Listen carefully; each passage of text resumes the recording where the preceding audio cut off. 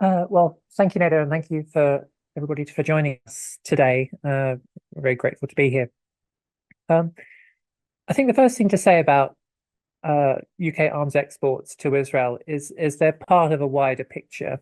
Um, Israel receives something like $3.8 billion worth of US military aid each year, and most of that has been used to purchase US military systems, especially military aircraft, things like the F-35, things like the aircraft like the F-16. So the UK's role in terms of arming Israel is very much around the provision of components that are being used to kind of both build those pieces of equipment via the US or via other locations, but also to maintain them and keep them in the air. So the UK has I would argue a pivotal role in some of the aircraft systems that Israel uses, particularly the F-35, which is a warplane that is built by Lockheed Martin, but which the UK builds something like 15% of. So this embargo, the if you like, the blocking of these 30 odd licenses is important from that perspective, because in some ways it signals that the UK disapproves of Israel. It says that it sees there's a risk of a breach of international humanitarian law. Um, and for your listeners, what that really means is there's a risk that this kind of equipment will be used to bomb schools, hospitals, places of work, family homes, and refugee centres, which I think we've all seen. So at one level, it's good, and they've also admitted that UK components are going to helicopters, going to drones, they're going to military aircraft that Israel is using. So from that perspective, again, it's also good that the UK has admitted its role in what I think most people would call a genocide in Gaza, and that it's trying to do something about it.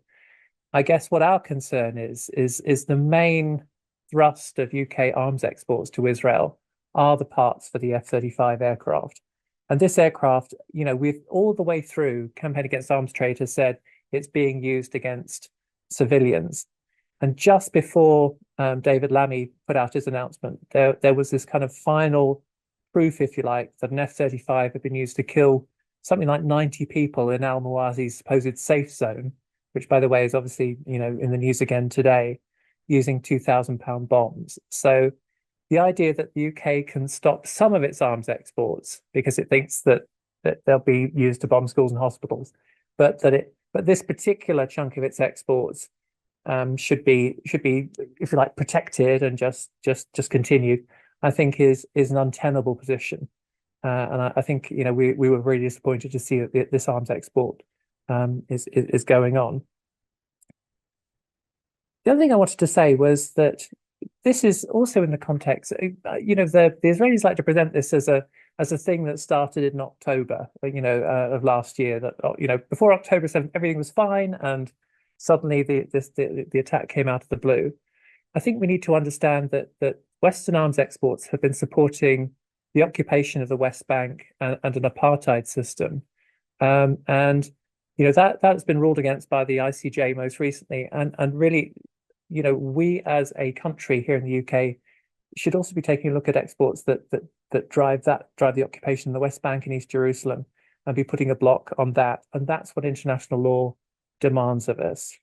So I think, in summary, let's look at this thing as a welcome admission, a thing to start. But it's come in after a year of mass casualties, and it's covering a really small proportion of UK weaponry, and it will not have, unfortunately, the effect that I think all of us would like. So hopefully that gives us a bit of a start. Thank you. Thank you, Ms. Kirsten. But I have one question here about this. I mean, what is the point behind this kind of ban on Israeli British arms export to Israel? Is it something symbolic? Is it something a result of the international pressure, as you said, also that it comes very late, almost 1 year after this genocide is being there. So, do you think what is the real reason behind this, and if it's going to be followed by other procedures, or it's just something just to show that they care about what's going on?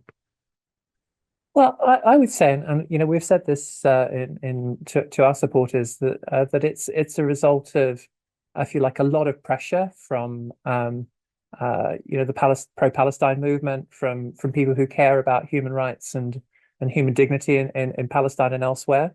So, you know, I think what's happened is the government has been forced to move some way. So, you know, in some ways, it's the government responding to that public pressure.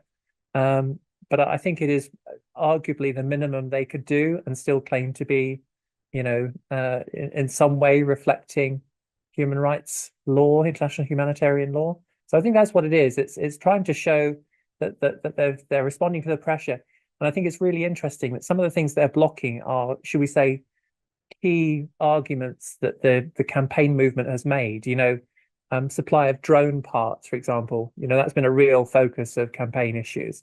For example, the direct shipments to Israel are kind of being blocked, although you can ship them via the United States. But again, those kind of horrible flights that I think, you know, have been spoken about going via Akrotiri and flying directly to Israel. You know, some of those exports, again, I think, you know, have been blocked. So they've, if you like, tried to pick some of the main kind of arguments and tried to neutralize them with a partial ban, but they've left a massive loophole that is really just going to mean that you know, UK arms exports will continue to be used in this dreadful situation, unfortunately. And lastly, the timing. Do you think it has any significance? I think it's a function of the recent election in the UK. I mean, for people who are watching from the United States, the UK had a general election last month. Sorry, in July, and so we've got a new UK government, and I think it reflects the fact that you know, there were you know, I'm going to say 5 MPs that were elected in seats that you'd expect to have gone to the governing party, the Labour Party, uh, primarily on the issue of Palestine. And there were several others, including, dare I say it, as quite a strong challenge from our friend Andrew Feinstein in Keir Starmer's own seat, where I think, again, what they've shown is the electoral potency of the Palestine issue directly in terms of people voting or not voting for the governing party. So I think that's why they really felt that they needed to respond. I think the other thing to say as well is that David Lammy, who's the new British Foreign Secretary, spoke a lot before he came into office about, you know, publishing the legal guidance that was given to the government on arms sales to Israel. And so I think, again, you know, from his perspective, he will be, if we want to be fair-minded about it, he'll be looking at if you like, that guidance, realizing that it had to be published because that's what he asked for. And then, you know, the immediate question is, well, you received this guidance, what are you doing about it? So I think that a lot of that is part of the timing as well. But as I say, the idea that this is a substantial move to block large quantities of arms sales to Israel, unfortunately, I wish that were true, but I think from a practical perspective, I don't think it will have the effect we would like, unfortunately.